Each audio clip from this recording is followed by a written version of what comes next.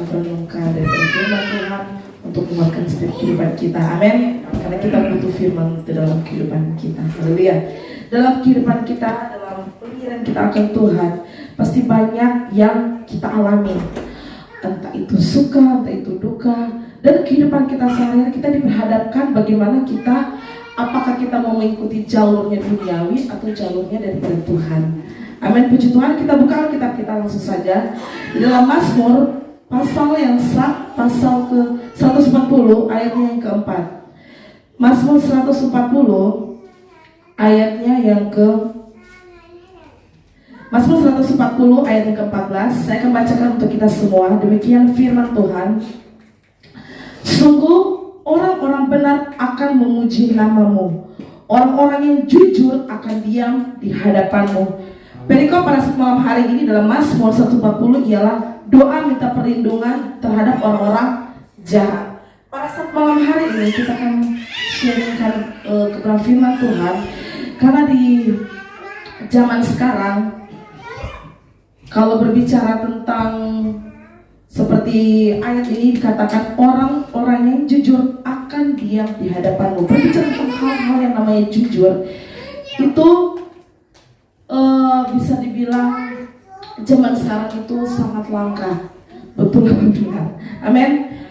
Karena setiap orang harus bersikap jujur dalam keadaan apapun saat berada pada kondisi terdesak sekalipun. Seseorang tidak diperkenankan untuk berbohong. Nah, pada malam hari ini ada kata orang dunia yang mengatakan seperti ini. Kalau misalnya kita jujur, pasti penjara penuh katanya. Tetapi di sini kita harus menyikapi bagaimana hal apa dulu nih yang kita harus jujur. Apakah kalau misalnya dalam itu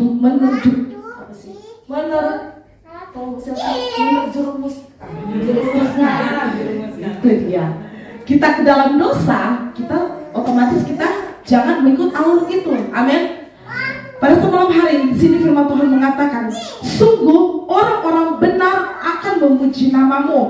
Orang-orang yang jujur akan diam di hadapanmu. Artinya orang-orang yang jujur itu suka berdoa, suka dalam hadirat Tuhan. Amin.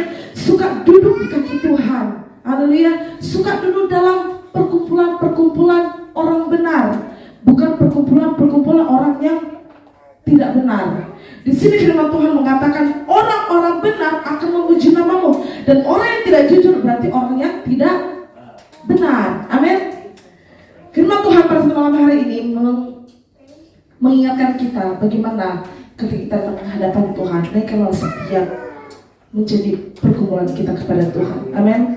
Haleluya.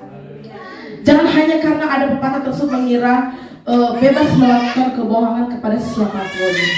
Dan kita harus memperhatikan konsekuensinya ketika kita mengikuti jalurnya duniawi. Amin. Konsekuensinya ketika kita mengikuti alurnya duniawi, yaitu ialah maut.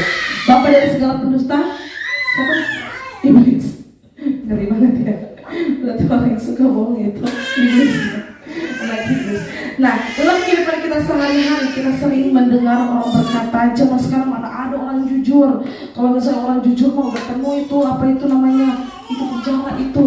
Nah, sekalipun ada pepatah yang mengatakan seperti setiap orang dunia yang mengatakan seperti itu, tapi kita di sini firman Tuhan mengatakan orang-orang yang jujur akan diam di hadapan Tuhan. Amin.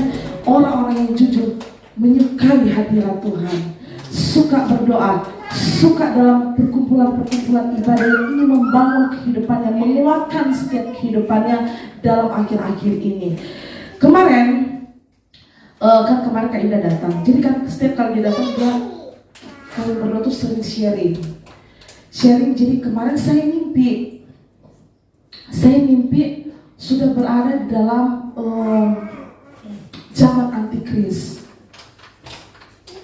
Nah, di situ ada satu sistem, tapi di mimpi itu tidak menjelaskan sistem itu apa. Tapi pokoknya sistem, ketika kita mengikuti sistem ini, kita pasti akan tetap mengikuti alurnya antikris. Dan di situ saya mimpi ada Kak Indah, ada anak-anak gitu ya. Terus saya lihat di situ saya cerita sama Kak Indah di situ di mimpi itu Kak Indah sudah mengikuti alur yang benar, saya bilang begitu kan. Nah saya masih mantau nih, Kak Indah langsung begini, Non, ini Tuhan seperti menegur saya katanya, agar supaya saya mengikuti jalur yang benar, agar supaya tidak melihat dari keadaan antikris. Nah pada saat saya langsung tertegur, langsung mendapatkan teguran yang begitu keras gitu. Jadi malam itu langsung kami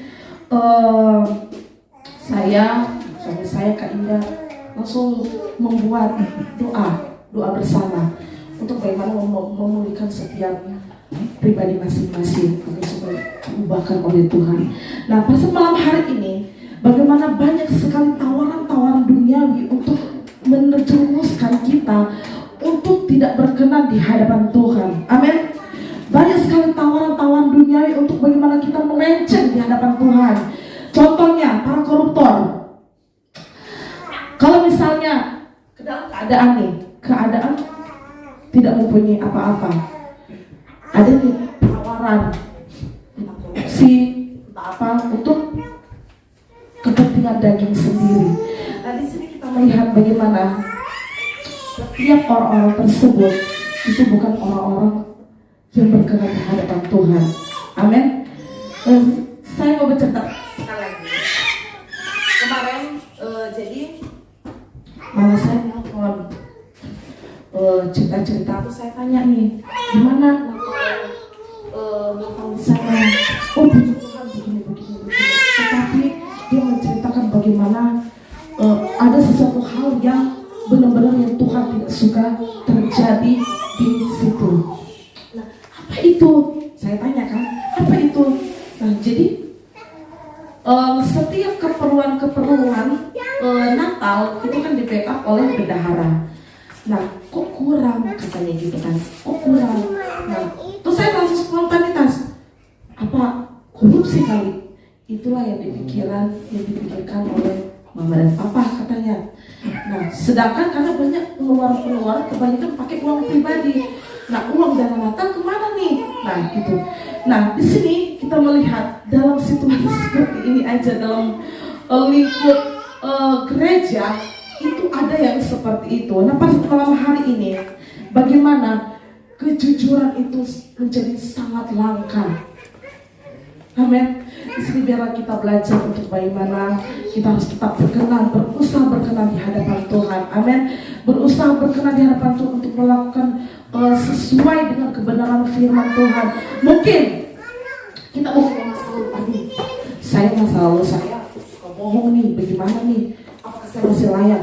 Ketika kita datang di hadapan Tuhan, meminta ampun dan bertobat sungguh-sungguh, Tuhan akan bekerja dalam kehidupan kita. Amin.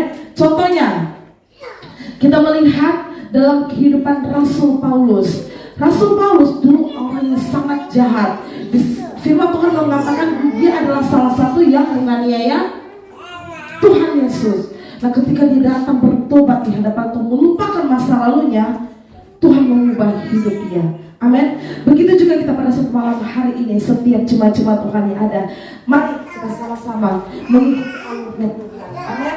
Agar supaya kita diberkati oleh Tuhan, dan setiap apa yang Tuhan inginkan dalam kehidupan kita lakukan menurut kehendak Tuhan. Amin. Nah, kita buka di dalam Mika pasal yang ke-7.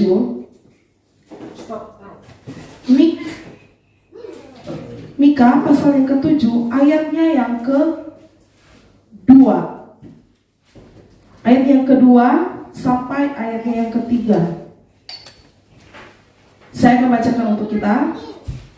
Mika pasal yang ke-7 ayat yang kedua sampai ayatnya yang ketiga. Orang saleh sudah hilang dari negeri, dan tiada lagi orang yang jujur antara manusia.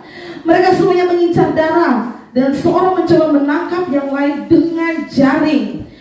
Tangan mereka sudah cekatan berbuat jahat. Pemuka menuntut hakim dapat disuap. Pembesar memberi putusan sehendaknya, dan hukum mereka putar balikan. Nah, ini jadi berbicara yang saya bilang tadi, koruptor situs. Firman Tuhan sudah tulis. kita ya, tentang bagaimana disuap menyuap ya. Dan di sini Tuhan mengatakan bagaimana kita jangan seperti itu. Amin. Bagaimana kita harus menjadi orang saleh di hadapan Tuhan. Karena firman Tuhan mengatakan jangan kita seperti ini. Orang saleh sudah hilang dari negeri ini. Arti ini menegur kehidupan kita agar supaya jangan sampai firman Tuhan pada malam hari dikatakan orang saleh sudah hilang. Jangan sampai kita hilang. Amin. Jangan sampai kita hilang kesalehan kita di hadapan Tuhan. Kita tahu bersama seorang Ayub, dia adalah orang yang saleh di hadapan Tuhan. Walaupun dia sudah kehilangan apapun itu, kehilangan harta, kehilangan anak, tetapi ketika dia tetap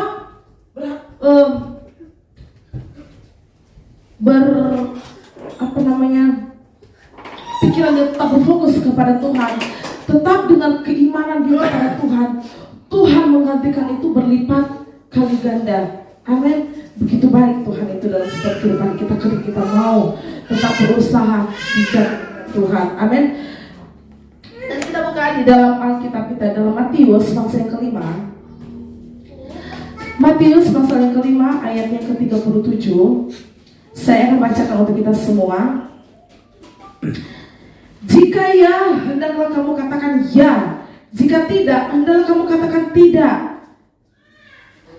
Apa yang lebih daripada itu berasal dari si jahat. Amin. Ketika kita tidak mengatakan sesuai dengan kebenaran Tuhan, firman Tuhan mengatakan pada semalam, apa yang lebih daripada itu berasal daripada si jahat. Si jahat itu siapa? Kita sudah tahu ya, iblis. Sebagai orang percaya berkata jujur atau menjadi orang yang jujur adalah harga mutlak. Amin. Jika dalam hati tidak, nama yang dikeluarkan mulut adalah ya, berarti kita sudah berdusta. Alkitab dengan jelaskan menyatakan bahwa dusta merupakan sifat daripada iblis. Kita buka Alkitab kita, tidak banyak ayatnya kok. Yohanes pasal yang 8. Ayat ini sudah tidak asing lagi dalam kehidupan kita. Yohanes pasal yang ke-8 ayatnya yang ke-44.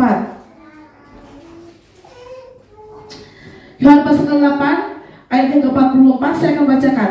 Iblislah yang menjadi bapamu dan kamu ingin melakukan keinginan-keinginan bapamu. Ia adalah pembunuh manusia sejak semula dan tidak hidup dalam kebenaran. Sebab di dalam dia tidak ada kebenaran apabila ia berkata dusta. Ia berkata atas kehendaknya sendiri, sebab ia adalah pendusta dan bapa segala pendusta. Puji Tuhan, pada malam hari ini, marilah kita semua mau menjadi seseorang yang mau berkenan di hadapan Tuhan. Amin.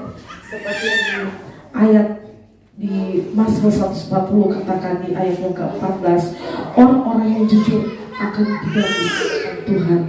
Orang-orang benar akan selalu memuji nama Tuhan. Amin. Saya tidak tahu apa yang saat malam hari ini yang menjadi pergumulan kita, entah karakter kita, entah apapun kita. Ketika kita datang kepada Tuhan, kita mengatakan jujur itu kepada Tuhan, yang kita percaya Tuhan akan mengubah setiap kehidupan kita. Amin. Apapun itu, Tuhan akan mengubah setiap kehidupan kita, karena Tuhan Maha Pengampun. Haleluya. Ayat yang terakhir. Ayat terakhir kita buka di dalam Amsal pasal yang ke-11. Amsal pasal ke-11 ayat yang ke-3.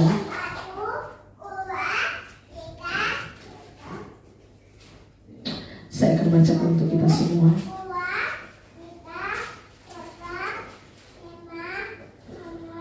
Orang-orang yang jujur dipimpin oleh ketulusannya, tetapi pengkhianat dirusak oleh kecurangannya. Amin. Orang yang jujur dipimpin oleh ketulusannya. Artinya orang yang jujur adalah orang yang tulus. Amin. Orang yang tulus hatinya, orang yang bersih hatinya, orang yang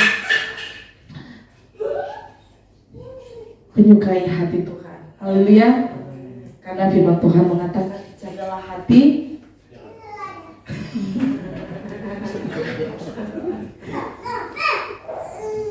dan segala waspadaan. Amin. Mari kita sama-sama lewat sikap kita. Hati kita menyukai hati Tuhan. Di hadapan Tuhan kita datang kepada Tuhan dengan memuji Tuhan dengan hal-hal yang benar. Kita datang kepada Tuhan, memuji Tuhan. Di hadapan Tuhan kita diam di kaki Tuhan dengan kejujuran kita. Karena Tuhan mengatakan pada malam hari ini untuk mengingatkan setiap kehidupan kita, orang-orang yang jujur diam di hadapan Tuhan. Amin. Saya untuk kita semua bangkit berdiri. Saya tidak tahu apa yang menjadi permasalahan dalam setiap kehidupan kita. Kita memiliki pergumulan masing-masing. Mungkin ada saudara kita menjadi pergumulan kita agar supaya diubahkan oleh Tuhan. Pasal malam hari ini tidak ada kata terlambat ketika kita mau datang kepada Tuhan, berdoa sungguh-sungguh. Haleluya. Puji Tuhan, kita semua bangkit berdiri.